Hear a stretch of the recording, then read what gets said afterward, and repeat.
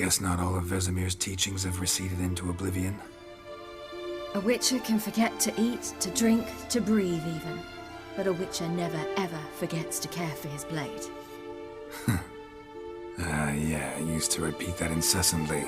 Never tired of doing it either. What creature was it? Huh? Creature? One that gave you the scar over your left eye. It's new. I don't remember it. Souvenir from the Cockatrice of Spala. Another addition to the collection. Nothing special. Yours has healed beautifully, though. Avalach. He prepared some special ointments for me. But that was before the curse gripped him. Wonder where he is now. We lifted the curse. He's at Kaer Morhen, waiting for you. Are you serious? You must be. You'd not jest about something like that. A nice thing to wake up to. You trust him? Avalach? He's not let me down to date. Not once.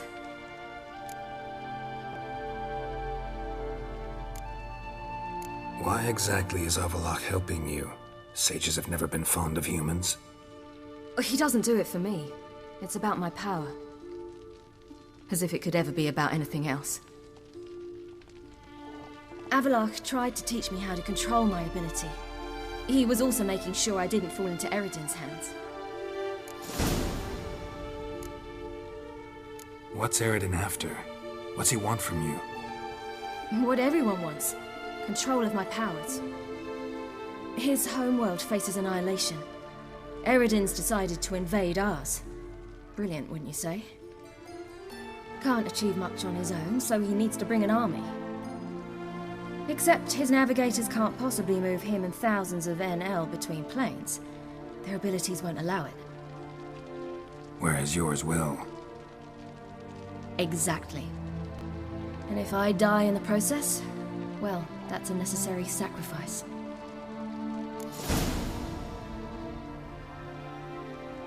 How do you ever start traveling with Avalach? As soon as I'd left you and Yen on the Isle of Avalon, I found myself pursued. Eredin and his Red Riders were on my heels. I fled through many worlds, many times. They came very close to catching me once. It was then that Avalach appeared, out of nowhere. He found a portal, and took us to a world where Eredin couldn't find us for, oh, perhaps half a year.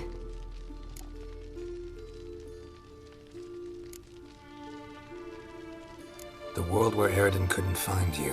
What was it like? You wouldn't believe me if I told you. Try me.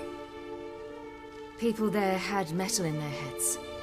Waged war from a distance, using things similar to megascopes. And there were no horses.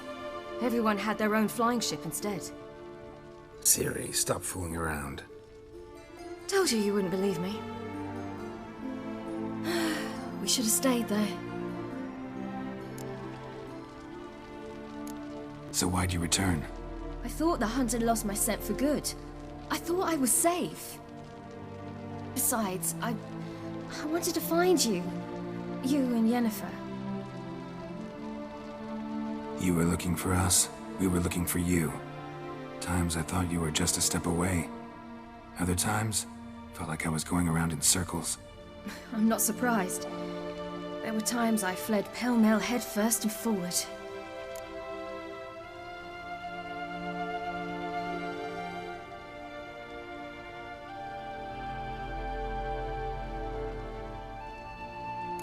So tell me how it happened, step by step. Eredin located us mere moments after we landed on Ard Skellig. Soon after, he and his riders surrounded us. I thought it was over, the end. Turned out Eredin had other plans. He produced the phylactery, uncorked it. A fog enveloped us, and Avalach began gasping for air. That's how Eredin cursed Avalach, triggered his transformation into Uma? Yes. He didn't wish to kill him. Humiliation, that's what he was after. But Avalach refused to succumb without a fight. He cast a spell that wrought havoc in the hunt's ranks. And in a full half of a forest on Ard Skellig. Yet it also gave us time to flee. Avallac'h opened a portal. I leapt in. He was supposed to follow right behind me, but something went awry. Impaired by the curse, he failed to reach the portal in time. We had agreed that if anything went wrong and we were separated, we would meet at his hideout in Velen. But you failed to meet there. Yes, we failed to. Once through the portal, instead of at Avallac'h's hideout, I landed right in the middle of Crookback Bog. I barely escaped the crones. And then there was the Baron. You know, he took me hunting. I killed a wild boar with my sword. I heard. A coincidence, really. I had no desire to hunt that day, but it felt wrong to refuse. I'd taken nothing remotely resembling a hunting weapon. I simply hadn't intended to hunt. I was wandering through the forest, breathing deep the air. And then I heard a strange sound. Unsettling. Boar attacked you?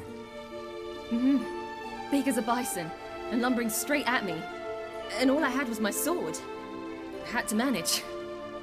Did just fine, judging by how the Baron's men remember it. Simple soldiers, the whole lot. But we got along splendidly. A shame I had to leave. Flee. But I didn't want to bring the wild hunt down on them. Apart from which, I knew by then the curse was progressing. So instead of looking for Avallac'h, I decided to find you and Yen. So how'd you even meet a man like Whoreson Jr.? You and Yennefer were nowhere to be found, and I needed someone who could fix the phylactery. No ordinary craftsman would do. I needed a mage, one with extraordinary powers. Dandelion took it upon himself to help me. It was as if his honor depended on it. He arranged a meeting with a mage, but it proved a trap set by the temple guard. Failed to mention that. Probably didn't want to worry you. Later, we learned the guard did that sort of thing regularly, in the hope of nabbing anyone who collaborated with mages. We needed to find another way. That was clear. Then Dandelion said he knew a man who owned a piece of Novigrad, as he put it, could do more than others. He was certain to know someone who could fix the phylactery. Whoreson Jr. Mm-hmm. I suspected it might not be the best idea, but I was desperate. I had no choice.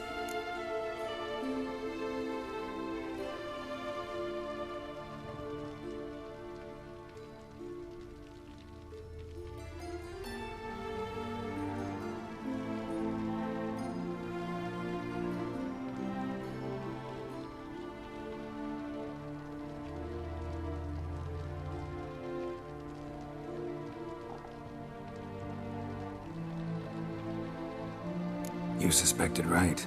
Whoreson was not the ideal partner in crime. Damned simpleton got it in his head that we cheated him and kidnapped Dudu. Who you promptly freed only to have to flee to Temple Isle. Great idea. We hadn't planned it.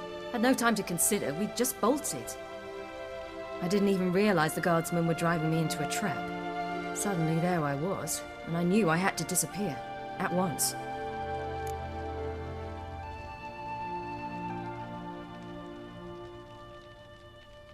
And that's when you landed back in Skellige.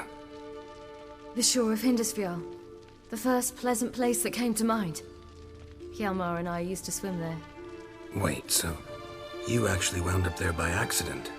I thought you and Avallac'h had arranged something. No, he simply sensed me use my power.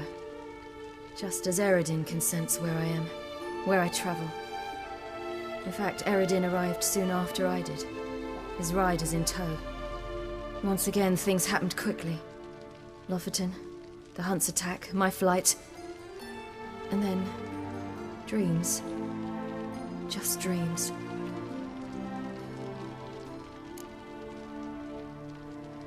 What did you dream? I've had nothing but nightmares lately. Pretty horrible. Likewise, for the most part. In one, a monster grown from a stillborn child chased you. Ugh, that was horrible. I had a few nice dreams. For example, in one we sat around a fire, drinking good wine, and all around people danced and laughed. I like that one a lot better. Me too. But these dreams, and the others ended in some tower. No matter what I'd dream, in the end, I would enter a tower. Recognize it? Know where it might be? Not sure. I don't think so, but there was something familiar about it. And something terrifying. The tower was stark and dead. But at the same time, I felt I had to enter it. Did you? No. Dreams all ended with me searching for the entrance. And the last time, instead of the tower, I saw your grizzled face. If not for the scar over your eye, I'd have thought I was still dreaming. I was afraid you were dead. Found some dwarves here. Said they'd try to wake you, but you were cold as ice and you weren't breathing. And yet you came in. Who listens to dwarves these days? Speaking of which, they're probably getting antsy. We should go. Got a boat on the beach. Once we land, we'll head for Kaer Morhen. On horseback. Right. Conventional means of travel. They're just better. Though a portal would be quicker. And draw Eredin to us immediately. Rather not risk it. Besides, I hate portals.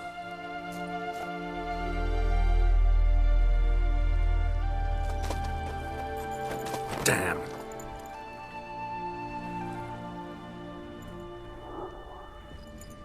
Listen, we gotta think of a way to...